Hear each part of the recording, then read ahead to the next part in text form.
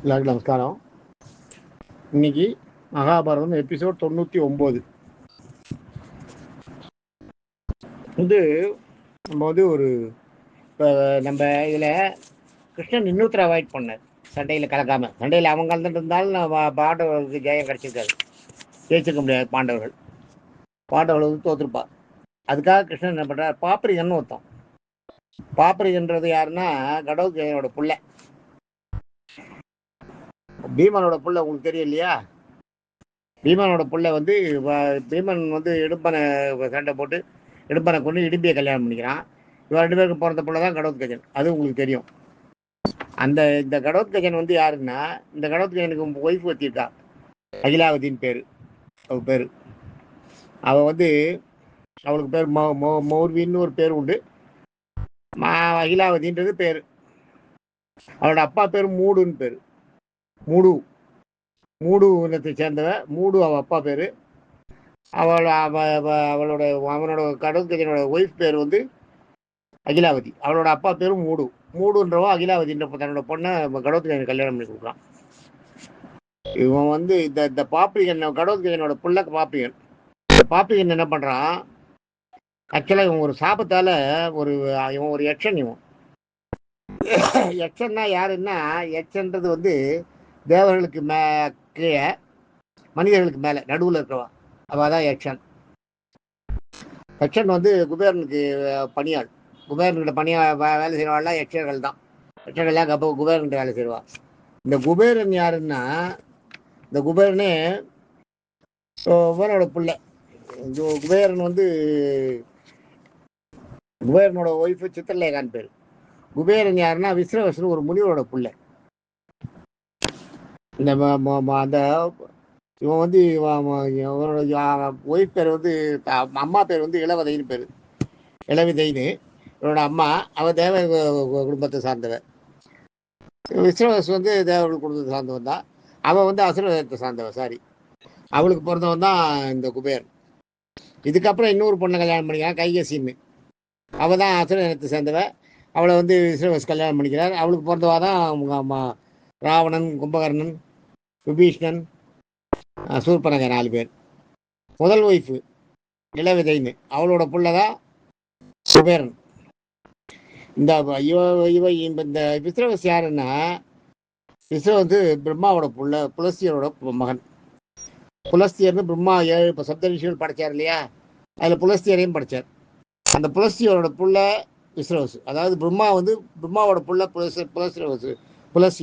புலஸ்தியரோட புள்ள விஸ்ரவசு. இந்த விஸ்ரவது இவரோட ஒய்ஃப் பேர் இளவதைன்னு பேரு.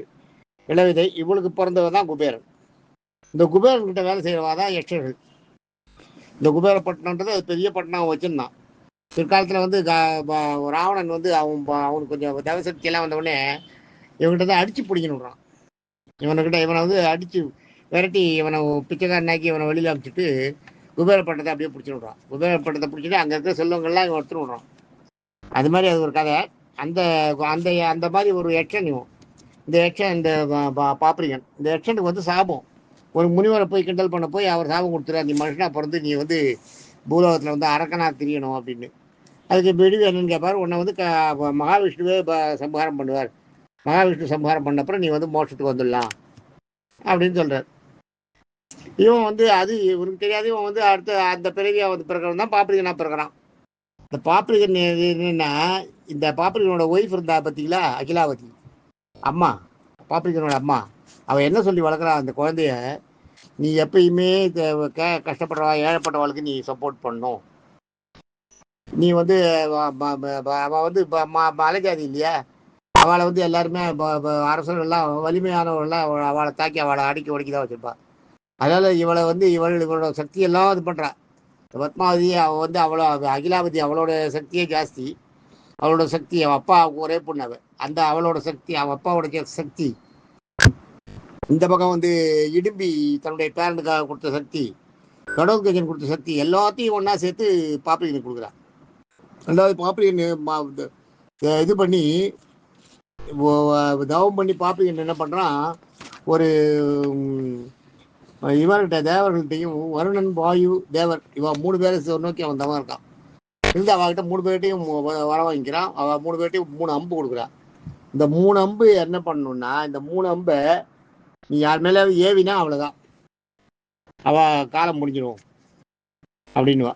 அப்படின்னு அவளை 3 பேர் நீ இதை ஏவினா அது யாராக இருந்தாலும் சரி, நாராயணன் இருந்தால் கூட சரி, பிரம்மாவாக இருந்தாலும் சரி, அவளை ஒழிச்சுட்டு தான் அந்த அம்பு உட்காரும்.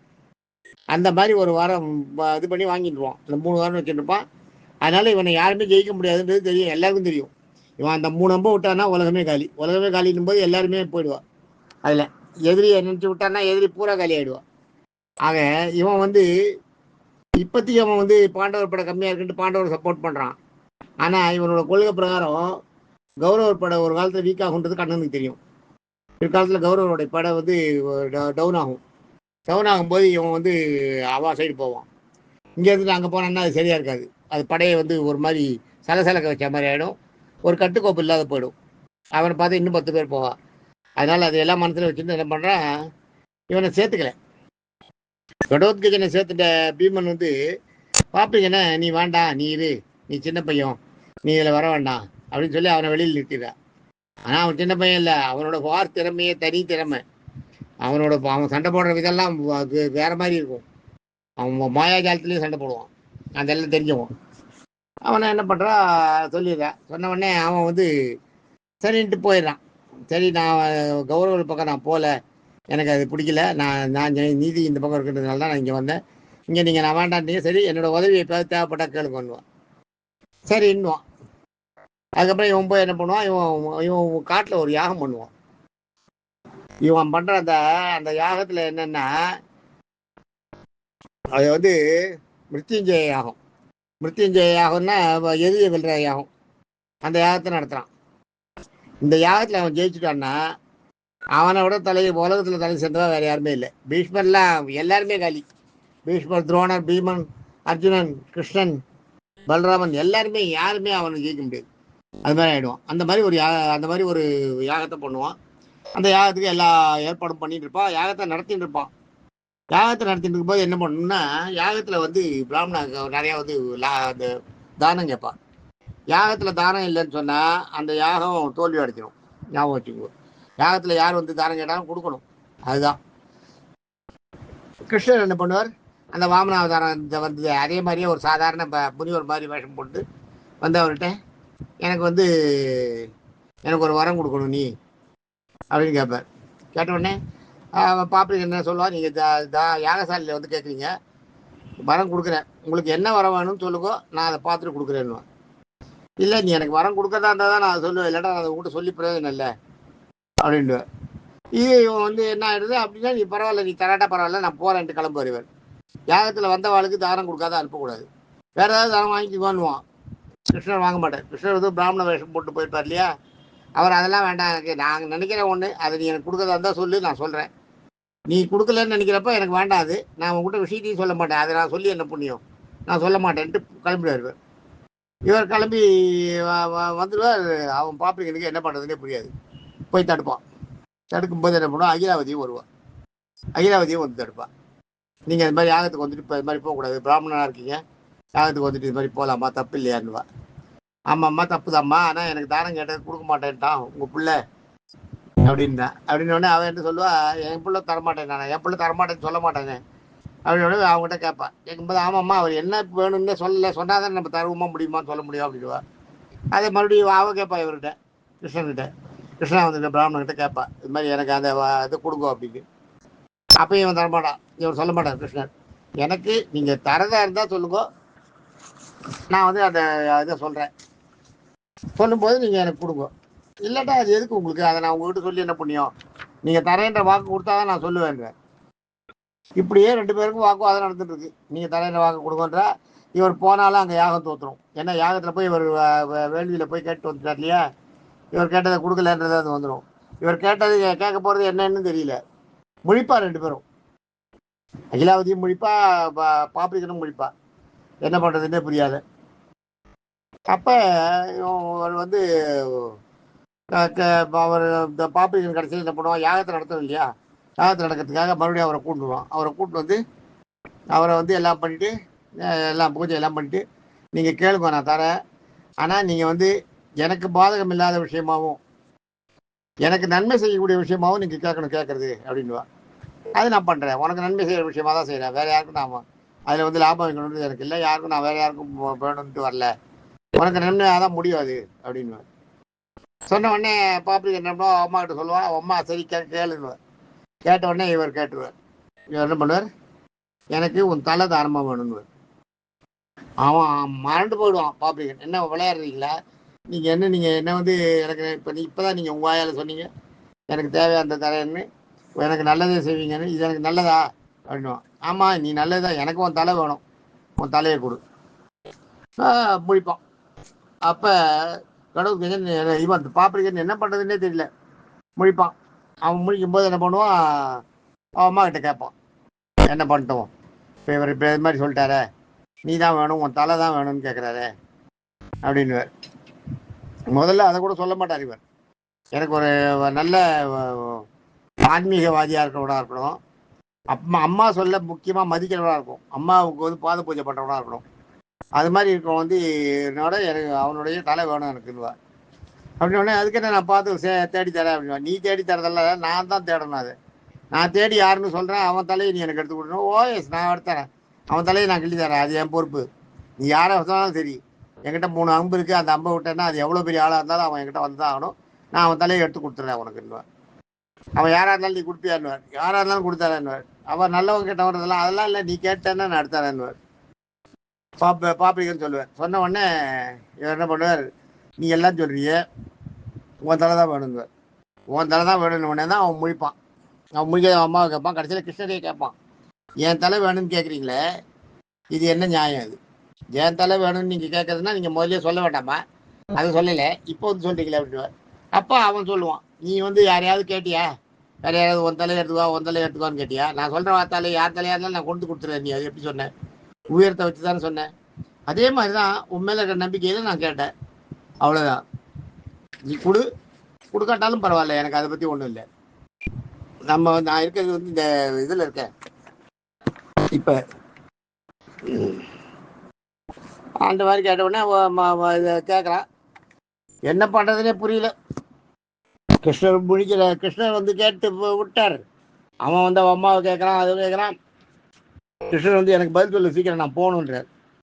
அவன் பதில் சொல்ல மாட்டான்னு உடனே இவர் கிளம்பிடுவார். கிளம்பி இவரை போகவும் விட மாட்டான். அப்புறம் மறைச்சி வந்து நீங்கள் வந்து செஞ்சு நியாயமா, நீங்கள் உங்கள் வாயால் தானே சொன்னீங்க, எனக்கு நல்லது செய்கிறேன்ற வார்த்தையை சொன்னீங்களே, எனக்கு நல்லது செய்யலையே அப்படின்னு. இல்லை இது உனக்கு நல்லது தான், ஞாபகம் வச்சுக்கோ, உனக்கு வந்து இதை சொல்கிறது வந்து நான் உனக்கு சொல்கிறேன் தெரிஞ்சுக்கோ. அப்போ அவனுக்கு முற்பிறவி அவனுக்கு காட்டுவார், அவன் யார், யாரோட இவன் யார், அவன் வந்து பாப்பிகன்றது அவனோட உண்மையான அவனோட உருவம் இல்லை, அவனோட இது இல்லை. பாப்பிகனோட பழைய இது வந்து யட்சணவன், ஒரு யட்சனாக இருந்தவன், நீ குபேர பண்டத்தில் இருந்தவன், நீ ஒரு முனிவரை கிண்டல் பண்ணதுனால உனக்கு வந்து சாபத்தால் நீ வந்து பிறந்திருக்க. ஆக்சுவலாக கடவுள்கஜன்றது உனக்கு இந்த பிறவி இந்த உடம்பை கொடுத்தவன் தான், இந்த உடம்பை தான் உன்னை கொல்ல சொல்கிறேன்.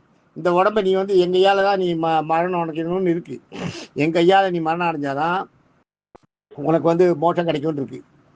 அதனால தான் நான் வந்து உன் தலையை கேட்டேன், உனக்கு மோட்சம் கொடுக்கறதுக்கு தான், அது உனக்கு நல்லது பண்ணுறதுக்கு தானே, உனக்கு நல்லது இல்லாத பண்ணுமேன்னு அவனை பழைய யட்சனோட இதையெல்லாம் ஞாபகப்படுத்துவான். அகிலாவதியை நிற்கும்போது பார்த்துட்டு இருக்க உடனே அவனுக்கு அப்போ தான் புரியும், பழைய பூர்வ ஜென்மம் ஞாபகம் வரும், தான் யாராக இருந்தோம், தான் எதுக்காக இங்கே வந்திருக்கோம் அப்படின்னு.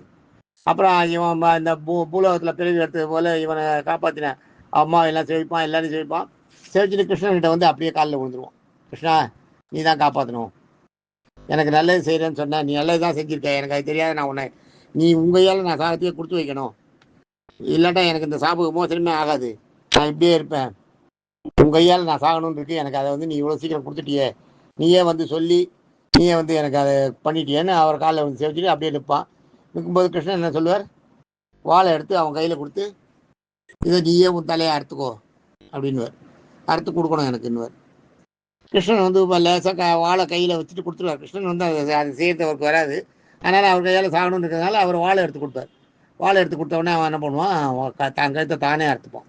தான் கழுத்தை தானே அறுத்துக்கிறதுக்கெல்லாம் எவ்வளவு ஒரு தனி தைரியம் வேணும் இல்லை, இல்லாட்டா ஒருத்தனோட கழுத்தை தானே அறுத்துக்க முடியுமா, தானே அறுத்துடுறான்.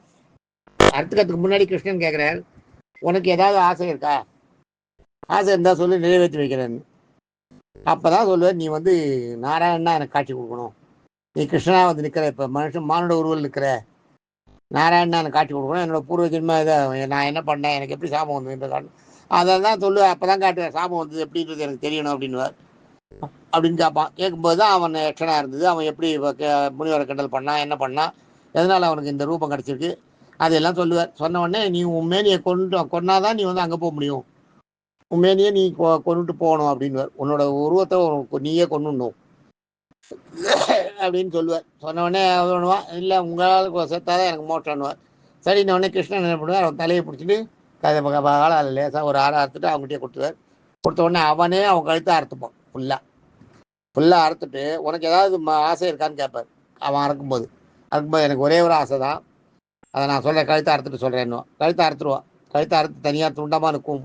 உயிர் உடல் தனியாக இருக்கும். உடல் விழுந்து செத்து போயிடும். தலை மட்டும் அப்படியே உயிரோடு இருக்கும். தலை கிருஷ்ணன் கிட்ட பேசும்.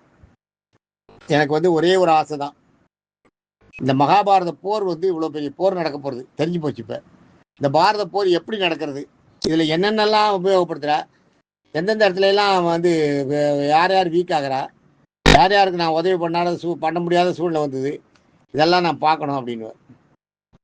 இப்போ கிருஷ்ணன் வந்து என்ன பண்ணுவார், அவனுக்கு நீ இந்த பக்கத்தில் இருக்க மலை மேலே நீ உன் தலையை வச்சுன்னு அப்படியே மலை தான் மலை, உன் தலை அது மேலே இருக்கும், அப்படியே இருக்கட்டும். இந்த போர் முடிகிற வரைக்கும் உனக்கு உயிர் போகாது. நீ வந்து போர் முடிஞ்சு நான் போயிடுறேன்னு சொன்ன, நீ என்கிட்ட கேட்டப்பறம் தான் நான் நீ உயிர் இது போவேன், அது வரைக்கும் உயிர் போகாது இருக்குன்றார். பாப்ரிகன்னு பேர். இந்த கதை அதிகமாக தெரியாது யாருக்கும். இந்த பாப்ரிகனை அங்கே கொண்டு வச்சுடுறார். பாப்ரிகன் வந்து அந்த இதில் இருக்கான், அவனோட மலையில் கொண்டு போய் வச்சிடுறார். எல்லாம் யுத்தம்லாம் முடியறது. யுத்தம்லாம் முடிஞ்ச அப்புறம் அவன் சொல்லுவான், பாப்ரிகன் சொல்லுவான், நான் பாரத பற்றி பார்த்துட்டு நான் போகிறேன்னுவான். சரி, நீ இந்த பாரத யுத்தத்தை பார்த்தியே, இதில் நீ என்ன தெரிஞ்சுட்டான்னுவான். நான் எடுத்த ஸ்டாண்டு தப்பு, எங்கள் அம்மா எனக்கு ஊட்டி வளர்த்த விஷயம் தப்பு, எதிரி பலவீனமாளான்னு பார்க்கறதுன்றதை விட எதிரிகிட்ட நியாயம் இருக்கான்றதை மட்டும் நான் பார்த்துக்கணும், அது இருந்துருந்தா ஒன்றும் இல்லை. அது மாதிரி நான் நியாயம் இருக்கான்ட்டே பார்க்கல, நான் பலவீனம் யாருனோ அவள் தான் பார்த்தேன். இப்போ அநியாயக்கார பலவீனமாக இருந்தால் கூட அவளுக்கு போய் நான் சப்போர்ட் பண்ணி அவளை தூக்கி விட்டேன்னா என்ன ஆகும், அநியாயம் தானே வளரும், நாட்டில் தீமைகள் தானே வளரும். ஆக அது நான் ஒன்று தெரிஞ்சுட்டேன். இன்னொன்று நான் தெரிஞ்சினது என்னென்னா, இந்த பாரத போரில் வந்து வெறும் கருவிகள் தான் பாண்டவர்கள்லாம், நீ தான் இதை நடத்தி எனக்கு நல்லா தெரிஞ்சுது, என்னுடைய அறிவுக்கு அது தெரிஞ்சுடுத்து, நீ தான் இந்த பாரத போரை நடத்த, முற்றிலும் நீ தான். கௌரவர்களை எதிர்த்து நீ சண்டை போட்டு அவளை அழிச்சது பூரா நீ தான். ஆனால் நீ வந்து ஆகாயத்தே தொடல, வேற மனுஷால வச்சுட்டே நீ எல்லா காரியமும் பண்ணிட்ட, அழிச்சுட்ட, இது உன்னுடைய மிகப்பெரிய சாமர்த்தியமான விஷயம் அப்படின்னு கிருஷ்ணன்கிட்ட. கிருஷ்ணனும் புரிஞ்சுட்டு அதை புரிஞ்சுட்டு, ஆமாம் அது உண்மைதான், நான் வந்து தான் பிறவி எடுத்தது எதுக்குன்றதை சொல்லுவார் அவர்கிட்ட. நான் பிறவி எடுத்ததே வந்து பூலோகத்தோட சுமையை குறைக்கிறதுக்கு தான், பூமாதேவியோட சுமையை குறைக்கிறதுக்கு தான் இந்த கலியுகம் ஆரம்பம். இதில் நிறையா இப்போ தீமைகள்லாம் வந்துடுது. இதெல்லாம் ஜனங்களுக்கு தெரியணும், தெரிஞ்சுட்டு ஜனங்களுக்கு நீதி நியாயத்தை தெரிஞ்சுக்கிறதுக்கு அந்த இது வேணும், அதுக்கு வழி பண்ணணும். இவாளையெல்லாம் வந்து இதில் வந்து நிறைய பேர் மோட்சத்துக்கு போகணும் அப்படின்றதெல்லாம் சொல்லுவோம். சொல்லிவிட்டு என்ன பண்ணுவார், அப்போ சொல்லுவார், இந்த குருட்சேத்திர போரில் இத்தனை பேர் சண்டை போட்டாங்கன்னு நினச்சியே, இவா இத்தனை பேருமே மோட்சத்துக்கு தான் போவாள். குருட்சேத்திரம் ஊரில் செத்தவா மோட்சத்துக்கு போகலாம், ஞாபகம் வச்சுக்கோ. இப்போ கூட சரி, குருட்சேத்திரத்துக்கு போய் அங்கே போய் என்னோடய ஃப்ரெண்டு ஒருத்தர் போய் இந்த குருட்சேத்திரத்துக்கு போயிருந்தார், அங்கே காலமாயிட்டார். குருட்சேத்திரத்தில் காலமாயிட்டு அப்புறம் அவரை தூக்கின்னு வந்தா, அவரை தூக்கின்னு வந்தப்பறம் அவருக்கு வந்து இங்கே வந்து மோட்ச பிராப்தி அவருக்கு தானாகவே கிடச்சிடுதுன்னு சொல்லிட்டா. தானாகவே அவருக்கு மோட்ச பிராப்தி கிடச்சிடுது, அவர் வந்து குருட்சேத்திரத்தில் செத்து போனதுனால. குருட்சேத்திரத்தில் உயிரை விட்டாலே மோட்சமா. அதனால் குருட்சேத்திரத்தில் எத்தனை படைகள் இறந்துருக்கு, அவ்வளோ பேருக்கு கிருஷ்ணன் மோட்சம் கொடுத்தாராம். படை வீரர்கள் அத்தனை பேருக்கும், பாண்டவர் படை கௌரவர் படைன்னு வித்தியாசமே இல்லை. அந்த போரில் அங்கே செத்தவா அத்தனை பேருக்கும் சகுனி கூட மோட்சம் கொடுத்தாராம். அது மாதிரி சகுனி எல்லாருக்கும் உள்ளே இருந்து இயக்கிறது கிருஷ்ணன் தானே, அதை சொல்லுவேன். இப்படியாக இந்த பாப்பிகன் கதை நாளைக்கு பார்க்கலாம். 5ஆம் போர், 5வது நாள் போர் எப்படி நடந்ததுன்றது பார்ப்போம். தேங்க்யூ.